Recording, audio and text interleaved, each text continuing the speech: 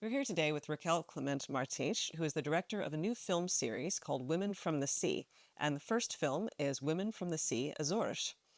It is so nice to be here. Thank you for this opportunity. We're very happy to be here in your film studio here in Portugal, which in Portugal, of course, you can say is a nation of the sea. Portugal has always been a nation of the sea and a nation that has been hugged by the sea over the years. Tell us about the film, Women of the Sea, Azores, and it's a documentary film, but of a different kind. It's a documentary that we envisioned it would be a legacy, a testimony from women from the islands and who have chosen to live on the nine islands. It is very emotional. It's full of experiences, and it's not just professional experiences, emotional experience.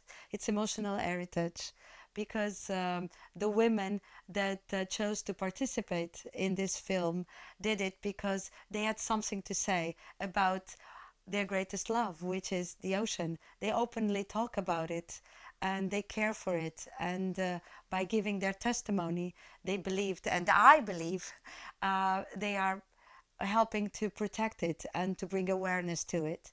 It was supported by the government of the Azores, who were very open to the idea of filming in all nine islands, and also giving us space to film, and being able to travel to the islands to meet the women, to engage with them, to collect and shoot beautiful scenery. But the most important thing is that the women were very eager to talk about the ocean, about their experience. And it's not just professional experience, it was a lot about cultural experience, about the history, about the religion, about their personal experience at sea. How many women did you interview for this first film? I interviewed 49 women, but we were very happy to film 71 women. Some of the women, because of logistics or by choice, they were not interviewed, but they were filmed. Tell me a little bit about your own background. Are you a woman from the sea yourself? Indeed, I am a woman from the sea. I am a woman from the water, I like to say, because that's where I feel grounded, safe, and at the same time alive. I feel it's my element, and it's always been where I find peace. And my mind is always going in many directions, and I have many ideas. So sometimes I really need to go into the water and be there. And I'm one with the ocean, and floating. It's like being back in my mother's womb. It's like being back where I come from. I really feel that. And being a film director, I felt the need to really be proactive in my trade, protecting and acting towards bringing awareness to the ocean. I really feel we have disconnected from nature, and I'm really worried about the state of our oceans. So if I can do that in my work, then I just rolled up my sleeves, asked another couple of friends, and we started this movement. The film has three main components. There's the interviews, the beautiful footage from all over the nine islands of the Azores, and there's poetry. Now, in this film, you are not only the film director. No, I wrote some of the poetry, but I was also very, very pleased that one very cold afternoon I interviewed a young lady from Corfu, the smallest island, and I mean less than 400 inhabitants. And she told me that she likes to write poetry. And I said, I would love to read it. And so it stayed like that. We kept on with the interview. And then later on that day, she sent me her poetry. and the one that was connected with being a woman from the sea, as she was. At 23-year-old, she wrote beautiful poetry. I was so inspired that I said, I need to have this in the film. So I asked her permission. And so it's not only my poetry, it's Marta Cardoso's poetry. What was most surprising to you when making this film? I was very overwhelmed by the generosity of the women. This was something I wished for, I hoped for, but when it came, it was incredible because everyone was so generous, so welcoming to our crew, to my questions, to share their intimacy. This relationship is very emotional, very intimate, and they were sharing that with us. And it was incredible. But there was one woman that I had the pleasure of meeting the year before the filming. She's a fisherwoman, and she had said a very, very difficult life until she remarried a fisherman. And they both go off to sea every day, and their relationship is amazing. And when I met her first, and I invited her to be part of the film, she said, "No, no, I'm very shy. And she's really very shy.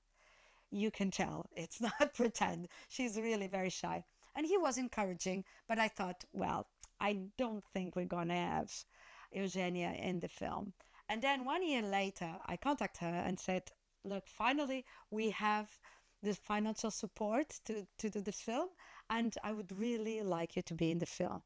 And she said, "Oh no, I don't think I have the time, and we have to see if we are off at sea sailing, fishing, and down."